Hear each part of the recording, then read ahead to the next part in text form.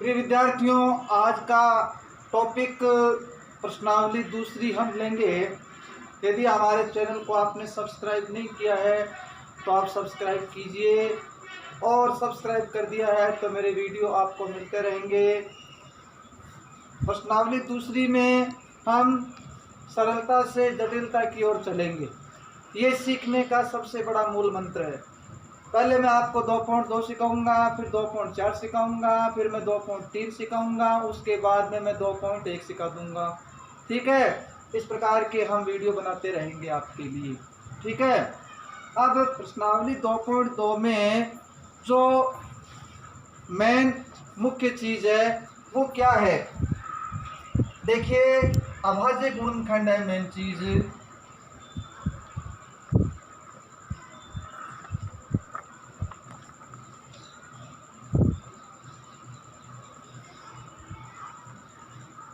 अभाज्य गुणनखंड हम छोटी क्लासों से सीखते आ रहे हैं। अभाज्य गुणनखंड क्या होते हैं इसके बारे में थोड़ी सी चर्चा हम कर लेते हैं। देखो, जो संख्याएं अभाज्य होती है जिसे हम प्राइम नंबर कहते हैं, ठीक है, वो संख्या कौन सी होती है? तो ऐसी संख्याएं होती है अभाज्य संख्याएं जिनमें खुद का भाग जाता है और एक का भाग जाता है, यानी एक के अतिरिक्त केवल वो स्वयं से ही भाजित होती है, उसे हम अभाज्य संख्या प्राइम नंबर कहते हैं। ठीक है, उन संख्याओं से जब किसी संख्याओं को हम भाजित करते हैं उन्हें हम अभाज्य गुणनखंड कहते हैं। इस बात का आपको विशेष ध्यान रखना है। ठीक है, अब देखो अभाज्य संख्याएं कौन सी होती है। सबसे पहली चर्चा आपको ये ध्यान रखनी है, क्योंकि इस विधि में अभाज्य गुणनखंड विधि आपको सिखाई जा रही है, इसलिए आपको ये पता होना चाहिए कि अभाज्य संख्याएं कौन सी होती है।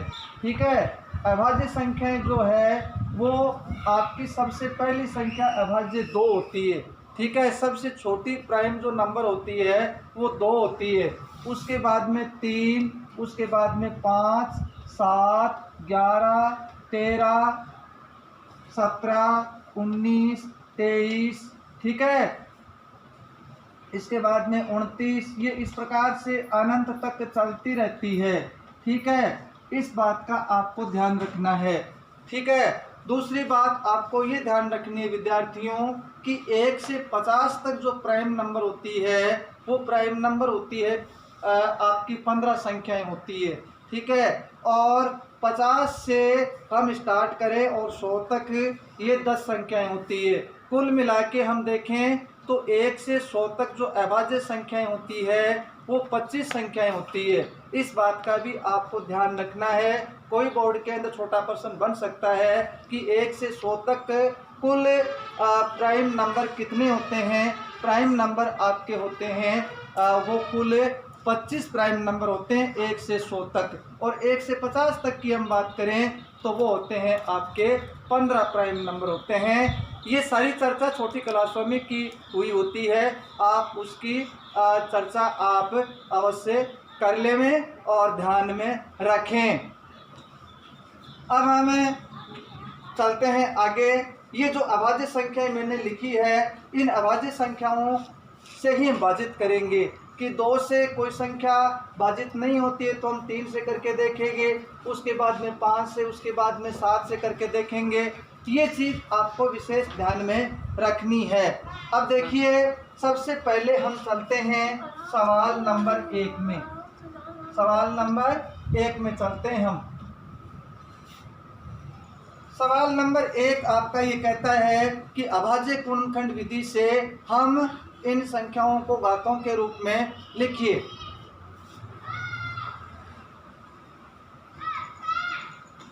पहला सवाल आप देख सकते हो, पहला सवाल आपका है वो 468।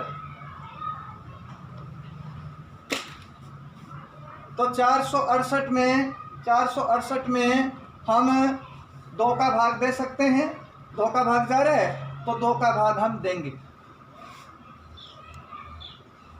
2 का इसमें भाग देंगे तो आपका जाएगा 234 बार जाएगा। फिर हम देखो 4 लास्ट में सम संख्या है इसलिए 2 का भाग जाएगा इसमें, 2 का भाग जाएगा तो कितनी बार जाएगा?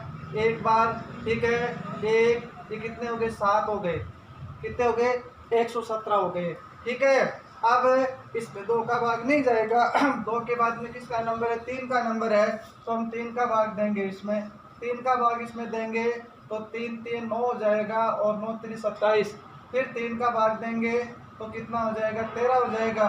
ठीक है, अब 3 का नहीं जाएगा, 5 का नहीं जाएगा, 7 का नहीं जाएगा, 11 का नहीं जाएगा, किसका जाएगा? 13 का जाएगा। तो हम लिख देंगे 1।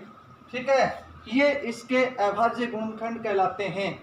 तो हम लिखेंगे कि 468 के अभाज्य गुणनखंड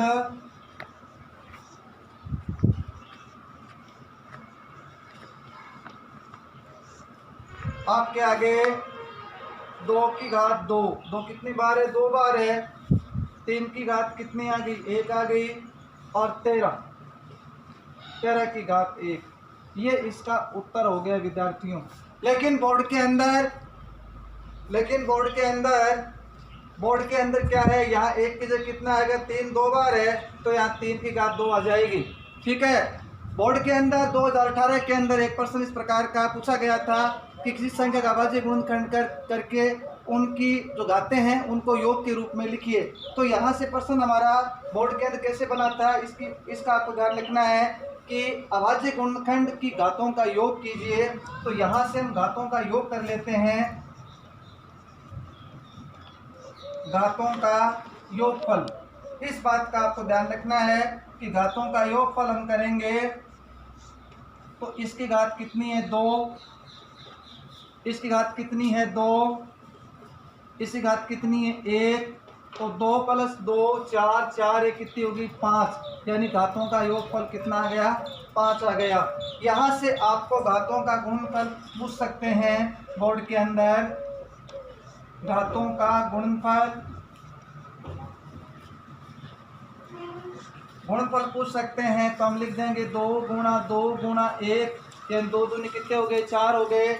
और 4 एकम 4, यानी घातों का गुणनफल कितना आ गया? 4 आ गया। इस प्रकार का कोई साइड का प्रश्न है आपसे बोर्ड के अंदर पूछा जा सकता है, आप उस चीज़ के लिए तैयार रहेंगे। इसके बाद में आप आगे देखिए। इसके बाद हम सवाल नंबर 2 देखते हैं विद्यार्थियों। 2 नंबर सवाल में हमें महत्तम समापवर्तक और लघुत्तम समापवर्तक ज्ञात करना है और उसकी जांच भी करनी है सत्यता की। तो देखिए, एक सवाल हम देख लेते हैं। पहला सवाल देख लेते हैं। छिन्नमय व 404 इंपॉर्टेंट सवाल हम ले रहे हैं। परीक्षा में एलसीएम एचसीएफ दोनों पूछ लेते हैं आपको 2 संख्या देख के। सबसे पहले हम अभाज्य गुणनखंड विधि से इनके फैक्टर करेंगे। ठीक है, प्राइम नंबर की सहायता से, अभाज्य संख्याओं की सहायता से हम इसे गुणनखंड करेंगे। सबसे पहला काम कर लेते हैं। 2 का भाग जा रहे हैं, 2 का भाग देंगे 48, फिर 2 का देंगे 24, फिर 2 का देंगे 12, फिर 2 का देंगे 6, फिर 2 का देंगे 3 और फिर 3 का देंगे 1। ये इसका अभाज्य गुणनखंड हो गया। इसी प्रकार से 404 कर लेते हैं। 2 का देंगे 202, फिर 2 का देंगे 101। अब 101 में 2 का नहीं जा रहा है, 3 का नहीं जाएगा, किसी का नहीं जाएगा। ये खुद को प्राइम नंबर है। 100 के बाद में 101 ये को प्राइम नंबर है। ये किसी से भाजित नहीं होते, तो इसमें 101 का ही जाएगा। किसका जाएगा? 101 का जाएगा इसमें। तो 1 बार गया। ठीक है, ये आपका अभाज्य गुणनखंड हो गया। अब हम इसको लिखेंगे कि छिन्नमय के अभाज्य गुणनखंड क्या हुई? 1 2 3 4 5, 2 की घात 5 हो गई, 3 की घात 1 हो गई, तथा 404 में 2 की घात 2 यानी 2 हो गई और 101 की घात 1 हो गई। सबसे पहला है, चाहे इसमें आपको एलसीएम पूछे या एचसीएफ पूछे, आपको ये सबसे पहला काम करना है। इसके बाद में देखो, सबसे पहले हम निकालेंगे एचसीएफ। एसिड को बोलते हैं मैसेप है, क्या बोलते हैं? मैसेप, महत्तम समापवर्तक बोलते हैं, हाई कॉमन फैक्टर इसको, इसका फुल नाम है। ठीक है, इसमें क्या करते हैं देखो, सबसे पहले आपको देखो इन दोनों पदों में कॉमन क्या है। कॉमन क्या है? कॉमन यानी दोनों में 2 है, दोनों में 3 नहीं है, नहीं लेंगे तो 1 तो 2 कॉमन आ गया, 101 दोनों में नहीं ले जाएगा। इसके बाद में कॉमन 2 ही है, 2 के अलावा कुछ भी नहीं है। इसके बाद में छोटी घात देखी जाएगी कि इसमें 2 की घात 2 है, इसमें 5 है, 5 और 2 में छोटी घात कौन सी है? 2 है, तो यहाँ छोटी घात ले लेंगे, ले ली। फिर इसका मान लिख देंगे कि 2 गुणा 2 कितने आ गए भाई? 4 आ गए। ये 4 इसका आ गया एचसीएफ, क्या आ गया? एचसीएफ आ गया। फिर हम लेंगे एलसीएम, एलसीएम को बोलते हैं लेसेप है या लेसेप। लेसे में क्या करते हैं विद्यार्थियों? लेसे के अंदर कॉमन तो लेना नहीं होता है, सभी प्रकार के पद ले लेते हैं। जैसे 2 ले लिया, 3 भी ले लेंगे, ठीक है। 2 आ गया तो वापिस लिखने की जरूरत नहीं है, 2 को 101 ले लिया, ठीक है। एलसीएम में कॉमन नहीं लेना है, सभी प्रकार के पद लेने या सभी प्रकार की संख्याएं लेनी है। इसमें बड़ी घात लेनी है। बड़ी घात का अर्थ है कि दोनों में 2 के अंदर बड़ी घात क्या है? 5 है, 5 ले ली। 3 की बड़ी घात 1 है, 1 ले ली। इसकी 101 की 1 घात है, ये ले ली। अब 2 की घात 5 का मान कितना होता है? हम इसको गुणा कर लेंगे, ठीक है। तो 2 की घात 5 का मान यहाँ से देख लेते हैं। 2 दूनी 4, 4 दूनी 8, 8 दूनी 16 और 16 दूनी कितने हो गए? 32 हो गए। कितने हो गए? 32 इंटू 3 इंटू कितने कर दिए? 101 कर दिए, ठीक है। इसको गुणा करेंगे आगे जाके, तो हम 32 को गुणा कर लेंगे 303 से। 303 को 32 से हम गुणा करेंगे, 303 को हम 32 से गुणा करेंगे, 3 दूनी 6, ठीक है। 3 तेरी 9, 6 9 6 9 कितने आ गए भाई? 96 में आ गए। ये आपका एलसीएम आ गया विद्यार्थियों, ठीक है। इसमें आगे प्रश्न क्या पूछा गया है वो और देख लीजिए। आगे प्रश्न ये पूछा गया है कि इसकी सत्यता की जांच करनी है, तो यहाँ लिखेंगे सत्यता की जांच।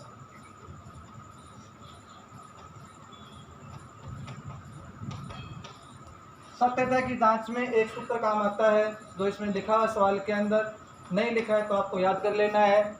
सूत्र है पहली संख्या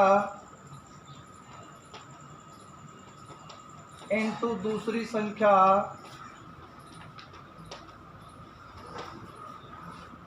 इनटू एलसीएम इनटू एचसीएफ, ठीक है। पहली संख्या गुणा दूसरी संख्या बराबर एलसीएम गुणा एचसीएफ फॉर्मूला है। इसकी सहायता से हम इसकी जांच करेंगे। पहली संख्या क्या है? 96 है। दूसरी संख्या क्या है? 404 है, ठीक है। एलसीएम कितना निकाला है आपने? एलसीएम निकाला है 96 निकाला है। और एचसीएफ कितना आया था? एचसीएफ आपका है 4, तो इसका मल्टीप्लाई करेंगे 6 चौक 24 हासिल की 2 36 और 2 38, ठीक है। हासिल की रहेगी 3 24 और 3 27, हासिल की रहेगी 2 36 36 और 2 38, 38 784। आप इसको मल्टीप्लाई करेंगे तो आपके आ जाएंगे 38 784, ठीक है। दोनों साइड बराबर आ गई है। गुणा एक बार चेक कर लीजिएगा। 6 चौक 24 हासिल की 2 36 और 2 38, हासिल की 3 24 और 3 27, हासिल की 2 36 और 2 38। दोनों साइड यदि आपके बराबर आती है तो आपका सवाल बिल्कुल सही है।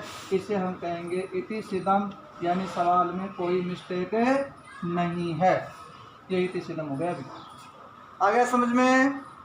चलिए आगे की तरफ देखिए विद्यार्थियों, आगे की तरफ देखिए। अब 3 संख्याएं, 3 संख्याओं का हमें एलसीएम एचसीएफ तरीका वही है जो हमने 2 संख्याओं के अंदर लागू किया है, ठीक है। सबसे पहले हम इसे अभाज्य गुणनखंड विधि की सहायता से तीनों संख्याओं का अलग अलग हम अभाज्य गुणनखंड करेंगे।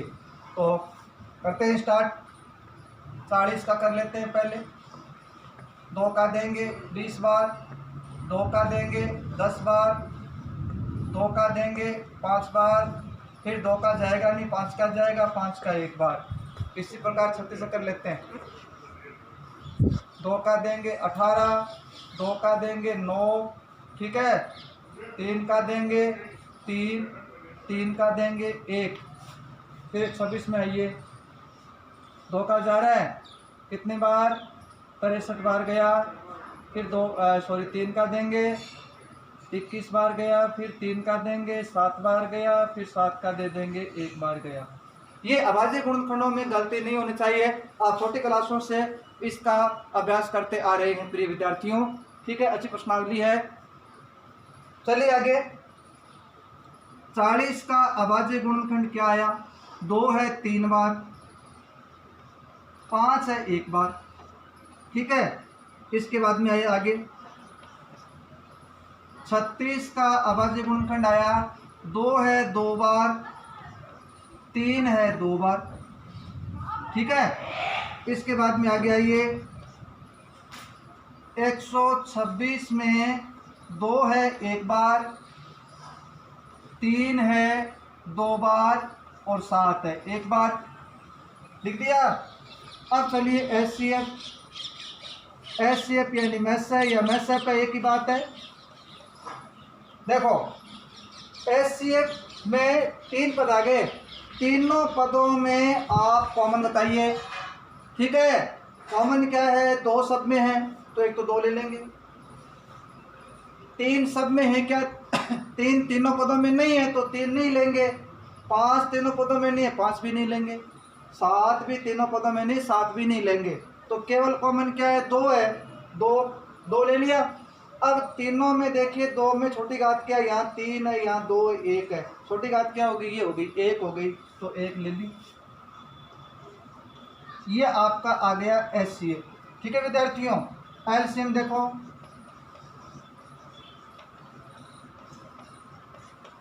एलसीएम में सभी प्रकार की संख्याएं लेनी है। जैसे यहाँ देखो 2 आ गया, 5 ले लिया, 2 तो वापस लेंगे नहीं, 3 ले लिया, 7 ले लिया, तो 4 ही टाइप की संख्याएं हमारे पास है तीनों पदों में, तो सभी टाइप की संख्याएं हम ले लेंगे। अब बड़ी संख्या बड़ी घात देखो, 2 की बड़ी घात है 3, 5 की बड़ी घात है 1, 3 की बड़ी घात है 2, 7 की बड़ी घात है 1, ठीक है, बड़ी घात लगा दी। अब चलो इसका मान कितना होता है, 8 होता है, इसका 5 है ही, इसका 9 हो जाता है, इसका 7 है, गुणा करेंगे कितने हो गए, 8 पंजे 40, 40 को हम 9 से गुणा करेंगे, या ये 40 हो गए, ठीक है, और इसको गुणा कर लेंगे 63 हो गए, ठीक है। अब गुणा कर लेंगे इसको 4 से, 0 आ गया, 4 तेरी 12 हो गए, हासिल की 1 लग गई, 24 कितने हो गए, 25 हो गए, 25, ठीक है, 4 तेरी 12, 24 25, 25 20 क्या आ गया, आपका आ गया एलसीएम आ गया, ठीक है। अब छोटी सी बात आपको और सिखाते हैं मेरे प्रिय विद्यार्थियों, ये काम की चीज है। एलसीएम और एचसीएफ में थोड़ा सा जो अंतर है वो मैं क्लियर कर रहा हूं।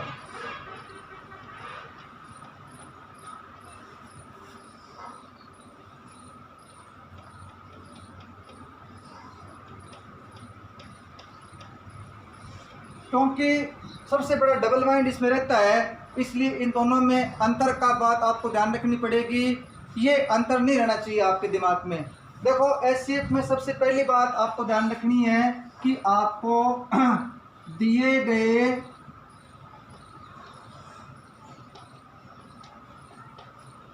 पदों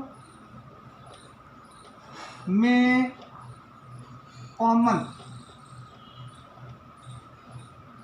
कॉमन पद या संख्या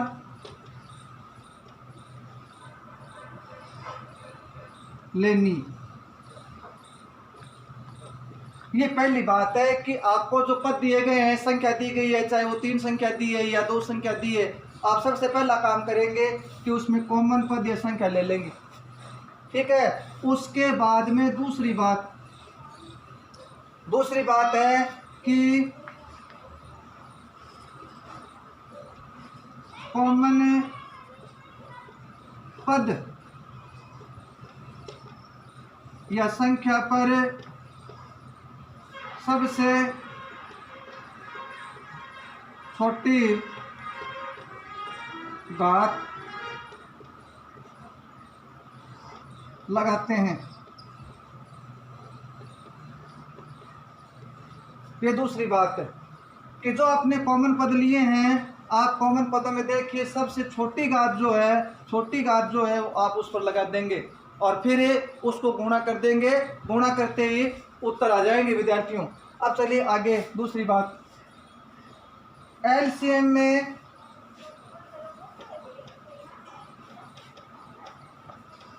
दिए गए पद या संख्या में सभी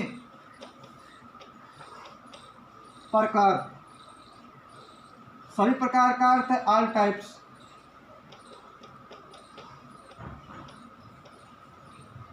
सभी प्रकार की संख्याएं, सभी प्रकार के पद लेंगे, यानी कोई पद आपका छूटना नहीं चाहिए, कोई संख्या आपकी छूटनी नहीं चाहिए। पहली बात तो ये। दूसरी बात है कि सबसे बड़ी घात लगाते हैं और फिर जो आया है उस परिणाम को हम गुणा कर देते हैं, आपस में गुणा करते ही आपका एलसीएम का उत्तर आ जाएगा। ये चीज आपकी इंपॉर्टेंट है। ये 10वीं के अंदर कार्य प्रश्नावलियों के अंदर काम आने वाली है। हम तीसरी प्रश्नावली के अंदर एलसीएम एलसीएफ सीखेंगे, उसमें काम आएगी, ठीक है। पहले में आप काम आ ही रही है, फिर उसके खुद फॉर्मूला सूत्र बनता है तो उसमें हम काम में ले सकते हैं। इसलिए इम्पोर्टेंट चीज़ है, अंतर का पता आपको होना चाहिए, इस बात पर विशेष आपको गौर करना है। बाकी इसमें 4 नंबर और 5 नंबर सवाल है, वो भी एलसीएम एलसीएफ का ही है। अभाज्य गुणनखंड की सहायता से आप उसको हल कर लेंगे। कोई दिक्कत हो तो आप कांटेक्ट कर सकते हैं, मुझे व्हाट्सएप पर संपर्क कर सकते हैं, ठीक है। यदि आपने हमारे चैनल को सब्सक्राइब नहीं किया है तो हमारे चैनल को सब्सक्राइब कीजिए, सपोर्ट कीजिए, लाइक कीजिए, शेयर कीजिए। प्रिय विद्यार्थियों, जय हिंद, जय भारत, जय माँ भारती।